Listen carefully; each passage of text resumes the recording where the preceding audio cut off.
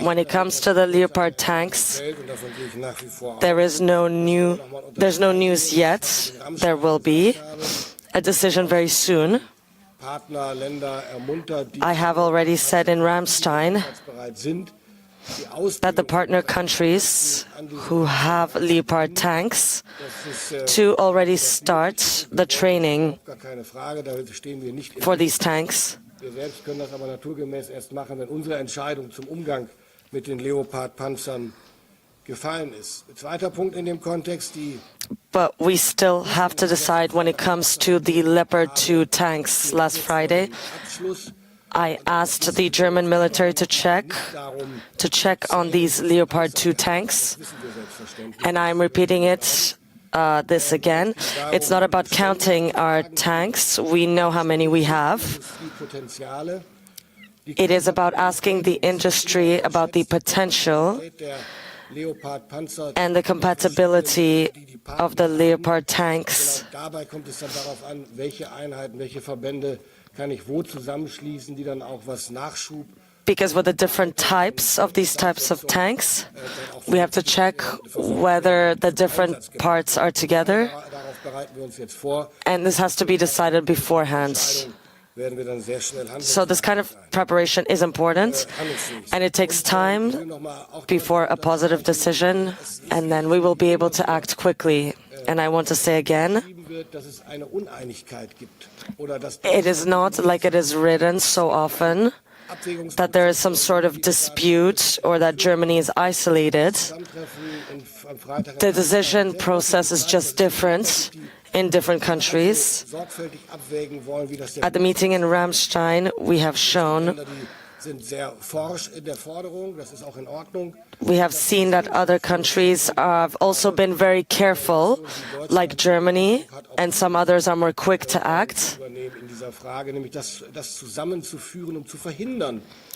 But Germany is dedicated to avoid that disputes are created. We shouldn't. And we do agree that this is just an impression. The alliance is together. Ladies and gentlemen, Jens, I'm delighted to have you here today so soon. We saw each other. And now let's listen to NATO's Secretary General Jens Stoltenberg. For almost 10 years now, so we have met before, but it was nice for you to come here and to discuss some questions and to get to know each other at a personal level. But apart from that, of course, we had an agenda that we needed to go through, a lot of topics to discuss, and we did that today. It is about collective defense, deterrence and defense, the eastern flank, and of course our support for Ukraine. All these are important subjects. And we can state that 11 months ago, Putin started his unprovoked, brutal and imperialistic war of aggression against Ukraine. And we agree that, of course, NATO must not be one of the warring parties. That must stay as it is. But we must support Ukraine, and that's what we do. And we must show our unity against the outside world, our unity in our dealings with Ukraine, because that is the attacked party and we support them.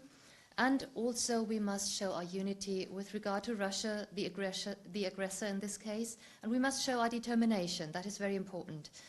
Germany is one of the leading countries here. Apart from humanitarian support, we have provided military support, and we are in the top group of supporters for Ukraine. We have prepared a spring package for 2023, comprising infantry fighting vehicles, bridge layers, the Patriot systems, and other equipment, comprising 1.1 billion euros, and in total we have provided 3.3. So we are, apart from the United States and the United Kingdom, we are one of the top supporters, and that is often forgotten in the public discussion. And we have received a lot of support from my colleagues Lloyd Austin and Sébastien Lecornu, for example. We are now halfway between the two meetings, the summit meetings in Madrid and Vilnius, which will be in June. And we are going to continue to implement the turning point that was announced by our Chancellor. We must meet the capability targets and live up to our promises. I'm looking forward to cooperating with you on that matter, and in 3 weeks' time we will meet at the NATO Defense Ministers meeting in Brussels. Now, let me make one more remark, because there will be questions about that anyway. Of course, the discussion about the Leopard tanks. I can tell you there is no new information here. The situation has not changed, and we are preparing our decision, which will come very soon. As I pointed out in Ramstein, we are encouraging our partners, if they want to and if they have the possibility, to start training on these Leopard vehicles if they wish to do so. We're not stopping anyone. But as I said, we are preparing our decision. Then secondly, as I announced last Friday, we are looking into the matter, what the current status is regarding our Leopard tanks. And of course, it's not just a matter of counting our tanks. We know how many we have. It's a lot more complicated than that. We need to look at the potential we have, that industry has, the stocks that they have, and of course, compatibility. That is often forgotten. That is an important matter, because the different types of Leopard vehicles must be compatible, and it's important to look into the matter, what can be combined with what, also when you think of matters such as logistic support, repair and supplies. And we're preparing that to be in a position to act fast when the situation arises. Secondly, it is often said that there's a lack of unity amongst the allies, or that Germany is isolated, but that is not the case. And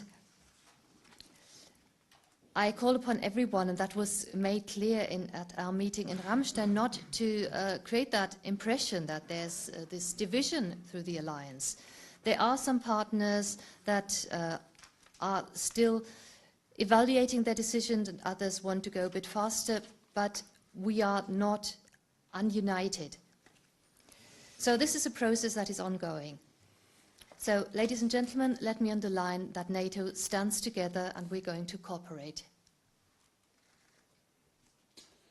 Okay, Minister Pistorious, dear Boris, thank you so much for the warm welcome, and thank you for a very good meeting, and congratulations on your appointment. You have been a member of the NATO Parliamentary Assembly for many, many years, so I know that you are a staunch supporter of Alliance, and I look very much forward to working with you. You are taking up your position at a time when we again see a full-fledged war in Europe, creating the greatest danger to our security in generations. That is why German leadership is more important than ever. The bravery of the Ukrainian forces has inspired the whole world. At the same time, we should not underestimate Russia. President Putin has proved that he is willing to pay a high price for this unjust war. He has mobilized over 200,000 troops and is acquiring new weapons from other authoritarian regimes such as Iran and North Korea. But most importantly, we have no indication that President Putin has changed his goals. He wants to control Ukraine and is planning new offensives. The only way to lasting peace is to make it clear to Putin that he will not win on the battlefield. Therefore, we must provide heavier and more advanced systems so that Ukrainian forces are able to repel the Russian forces, not only to survive, but to win, take back territory and prevail as a sovereign, independent state in Europe. Germany is among the allies providing the most military, financial and humanitarian aid to Ukraine. This includes air defense systems such as Gepard and RST, artillery and ammunition. You have recently also announced the delivery of advanced Patriot systems and Marder infantry fighting vehicles. Weapons from Germany are saving lives in Ukraine every day, protecting homes, schools and hospitals from Russian missile strikes. Other NATO allies are also stepping up.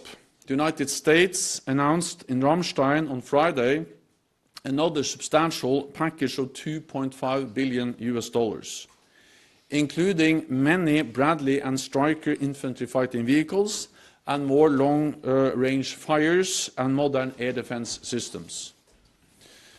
And France, the United Kingdom and other allies have announced that they will deliver tanks. I welcome these announcements. At this pivotal moment in the war, we must provide heavier and more advanced systems to Ukraine, and we must do it faster. I therefore welcome our discussion today. We discussed the issue of battle tanks. Consultations among allies will continue, and I'm confident that we will have a solution soon.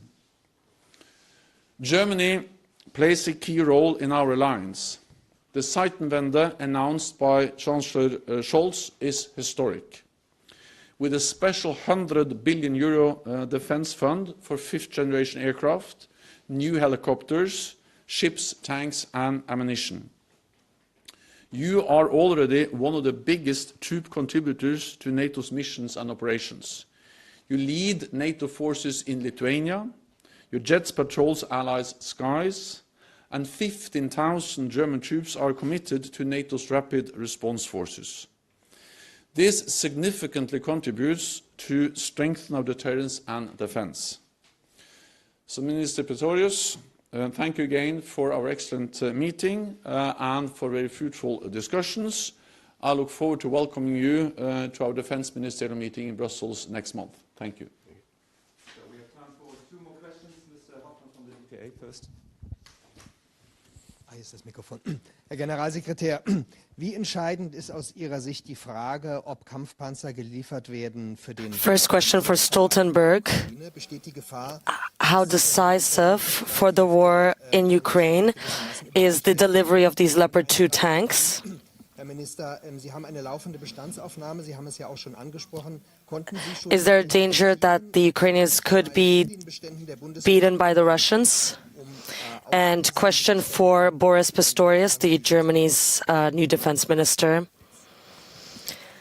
Secretary General, could you tell us how... Is there a possibility that there are enough tanks can be provided to Ukraine? That are delivered to Ukraine? The outcome of the war, is there the danger of Ukraine being run over by Russian forces? And then a question regarding the current review that is going on in the Bundeswehr. Has it been possible to identify whether the Bundeswehr has main battle tanks to provide? Battle tanks are, of course, important, both to be able to repel Russian new offensives, but also for Ukraine to be able to retake territory, to win and to prevail as a sovereign, independent nation in Europe. At the same time, we need to understand that allies have already decided to deliver both battle tanks, but also to deliver more armored vehicles, including infantry fighting vehicles. So what we need is heavier, more modern equipment, and that's exactly what allies have already announced to deliver. Germany has announced to deliver Marder infantry fighting vehicles. The United States has decided to deliver many Bradleys and Strykers and also other types of armored vehicles. Canada, other allies are also stepping up with different types of armored vehicles and infantry fighting vehicles. Then some allies have already delivered battle tanks, including some of our eastern allies. France has announced that they will deliver a light battle tank, and then the United Kingdom has announced that they will deliver modern main battle tank, the Challenger 2. So if you put all of this together, the German announcements, the announcements from other allies of a wide range of different types of armor to Ukraine, this is a huge additional contribution to the combat capabilities of Ukraine. And this is urgent, this is important, because Russia is preparing for new offensives. We need to enable the Ukrainians soon or fast to be able to repel those offensives and also enable them to retake, liberate their own territory. Then we had the good discussion today on the issue of German battle tanks. And I'm confident that there will be a solution soon. And I welcome also the clear message from the Minister that other allies, other NATO allies that have Leopard battle tanks are of course free to identify those Leopard battle tanks that may be available for Ukraine, to make them ready, but also to start training of Ukrainian crews for those battle tanks. Because after decision has been taken on delivery of battle tanks, it will take some time to identify, to make ready, and to train Ukrainian crews. And I welcome the clear message from Minister Pistorious that allies with Leopard battle tanks are actually urged to start that work. Zu der anderen Frage, der Bericht ist noch nicht abgeschlossen. Er ist in der Endphase, wie ich mir heute Morgen noch habe sagen lassen. Ich bitte um Verständnis, dass ich gerne mit belastbaren Aussagen. The report is not finished yet. Mit Wasserständen, von daher würde ich jetzt heute von I Zahlen don't want to say anything that is not yet sure 100%, so I cannot respond when it comes to the numbers yet. Mr. Pistorious, you said many times that this row over German battle tanks is overshadowing Germany's undoubtedly large contribution to the war effort in Ukraine. If that's the case, why is Chancellor Scholz being so ineffective in his communication style? And does that not frustrate you? Mr. Stoltenberg, how frustrated are you by this row over German battle tanks and the risk that that will create some, at least the impression of a lack of Western unity? Ich finde die Kommunikation des Bundeskanzlers in keiner Weise kritikwürdig. The communication of the Chancellor, I don't think there's a reason to criticize it. He's very calm. And he tries to take into account everything. And it's not my role to comment on my role of the Chancellor's behavior or communication style. I think there's nothing to be criticized here. He has a reserved and calm way, and he does what any leader should do, namely to bring the different positions together.